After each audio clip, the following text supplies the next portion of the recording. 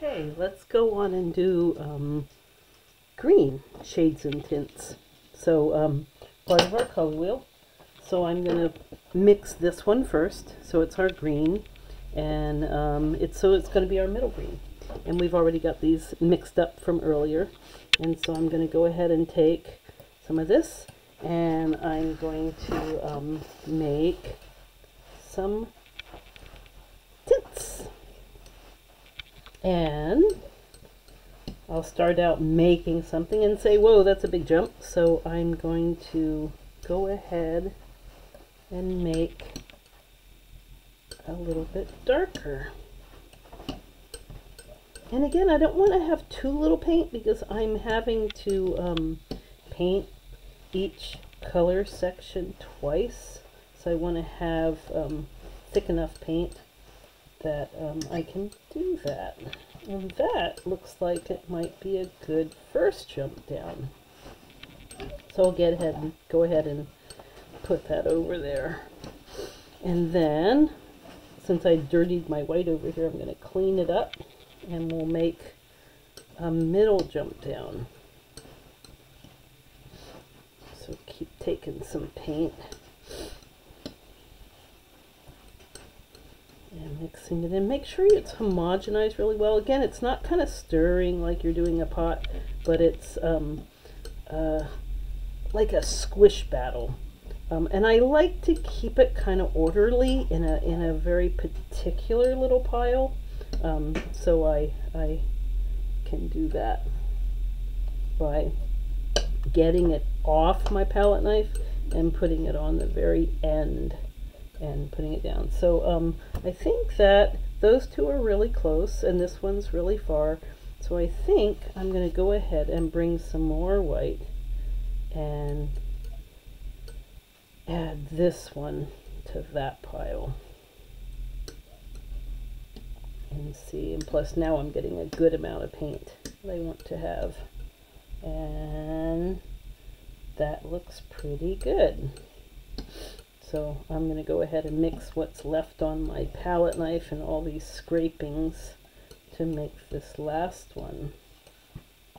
And with this last one, I think that I'm going to add a little bit more to that one and push it further away and closer to the last white one that I made.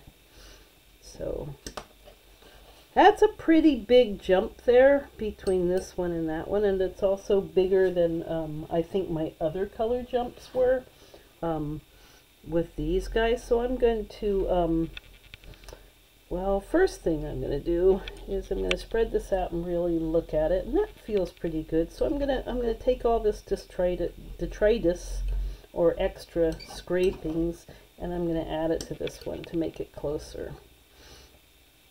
And I might have gone too far, but I might not have. I think just a little bit more of this white here to put it in there. And again, I want everything off my palette knife so I can mix it up really well. And what do you think of that? I feel like that's not bad. This is a little bit close to that, so I might try to push them all away just a little bit more. So pushing this one away from our mother green color. And when I look at that, it's pretty good. I could use just a little bit of white in this end one to push it down just a little bit more. And I think that works pretty good. So now let's go ahead and do some shades, and it looks like we need some more black out here. Again, it doesn't really matter what kind of black you use. I think that lamp black is just fine, and I'm going to go ahead and mix them in here. And I'm going to go ahead and mix some more just with what's on my palette knife.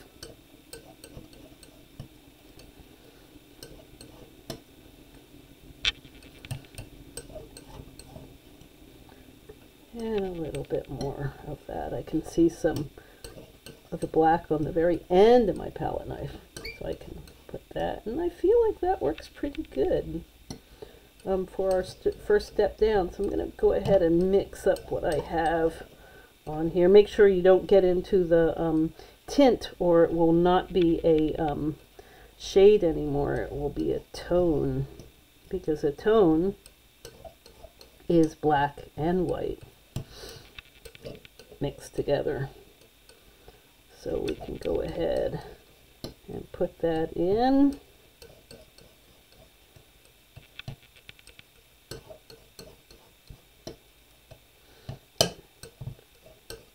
And mixing, mixing, mixing. And as I look at them, I feel like this could go down just a little bit more. Maybe that was too much.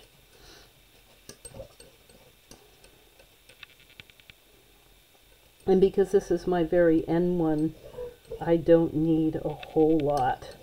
It's just a tiny little point on my color wheel that I'm doing. I think this could go down just a little bit more.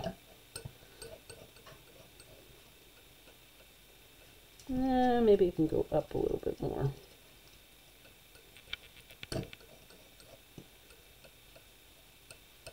And these two feel a little close, so I'll add a little bit more black to that one. And I'm getting a little bit dry, so have it a little bit of a squirt.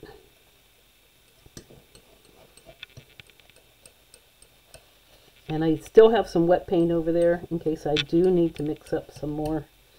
And I think I'm good. So I'm going to go ahead. And actually, I don't think I'm good. I feel like this has gotten a little bit too close to that one. So I'm going to not mix it all up. I'm going to kind of put this off to the side somewhere and keep this one as my second one.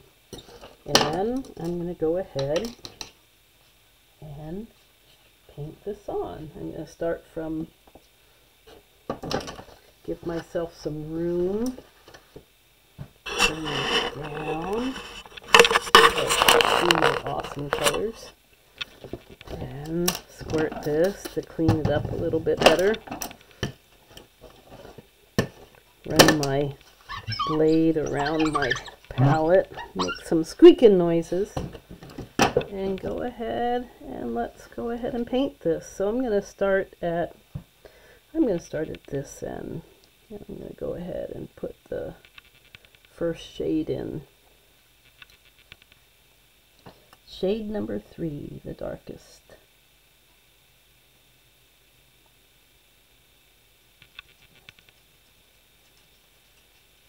I don't have to be too careful with these because I get to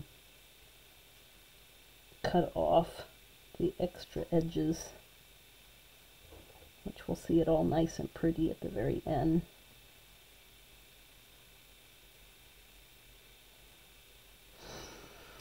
Okay.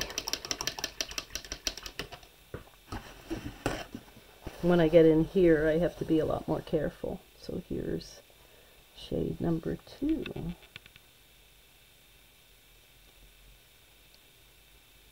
Also, I think that once you get it on white paper, you're able to see it much better. Whoa, hey, rolling brush.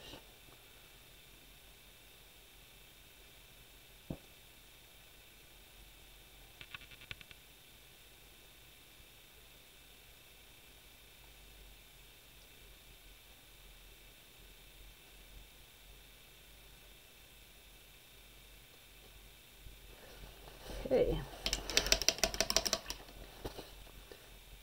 Down further.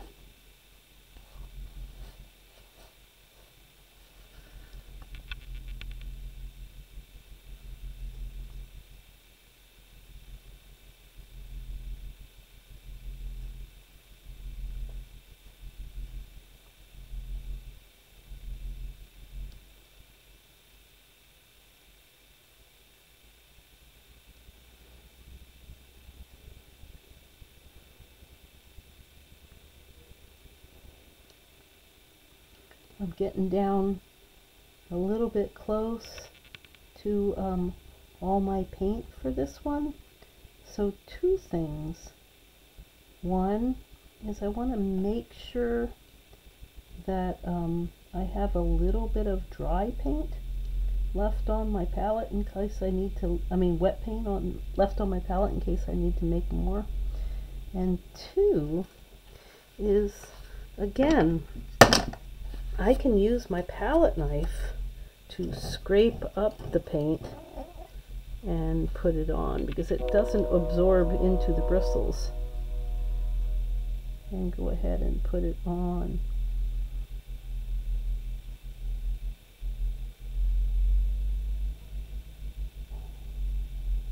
So there is a chance that when you're getting low in paint, instead of putting paint on the paper, you're going to be pulling it up with your brush. And that's just no good. So make sure that you have enough, one, that your brush is wet when you start, and two is that you have enough paint, because this is time consuming. And I don't know if you can see how I'm using my little finger as a pivot, because I'm trying to be a little bit more careful here, and I'm using my little finger as a pivot to manipulate my paintbrush around so that I can go down a certain avenue and not mess up. So I pivot off my little finger, and my little finger gets a little bit tired.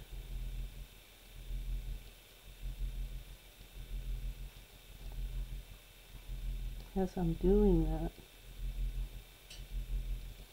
But it allows me to paint a straighter-ish line.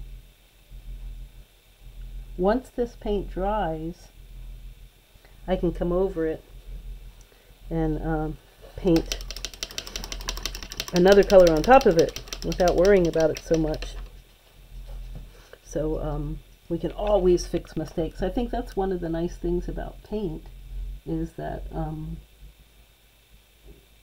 once paint's dry, you can paint over it and fix it up.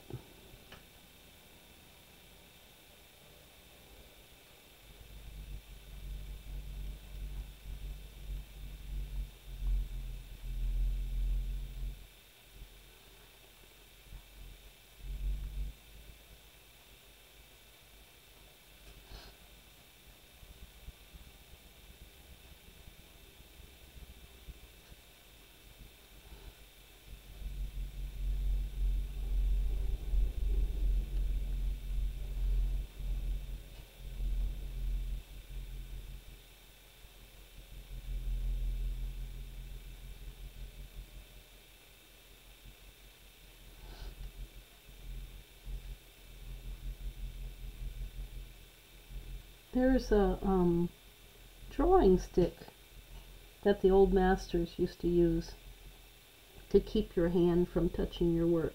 It would lay across the picture, and it would have basically balls on either end, so you're holding your hand above the object or the painting that you're working on. And it was, it starts with an M. I'll try to remember the name for you. But it's a great little device for holding things up. So I'm going to use a little bit of this paint again to get this little corner here. Get it a nice straight line.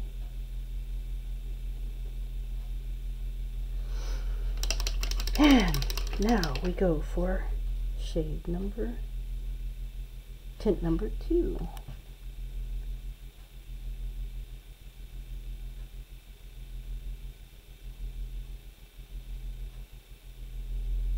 I have tons of this paint.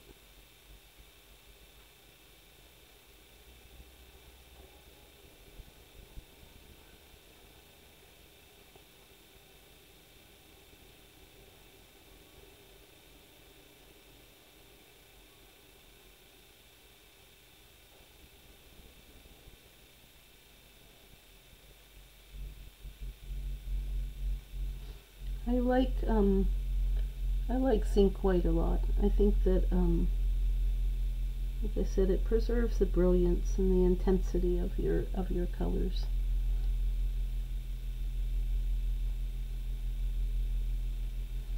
And I also like to twist my brush to get the paint right on the very tip, so I can just spread it around from the tip, and that makes life a lot easier.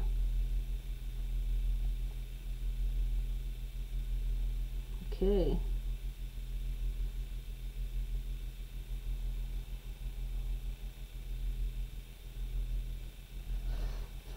Again, I want to kind of check this one and put a little bit more of this paint on right here where I kind of went over it with the other color.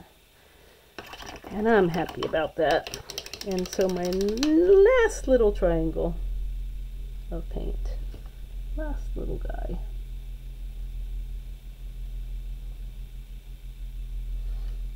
I'll put this on.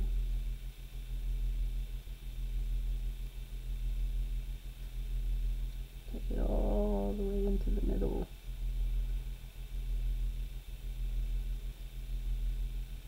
And that's it. So I'm going to turn the hairdryer on and dry this, and then I will come back in a few minutes and do our blue-green, so we can move into the blue here and see how that looks. So what do you think? Do you like my greens and yellows so far? It's kind of hard to see. I might have to get some different light for you, or you'll be able to see it better in later when it completely dries. I still feel like I want a little bit more of this one on here.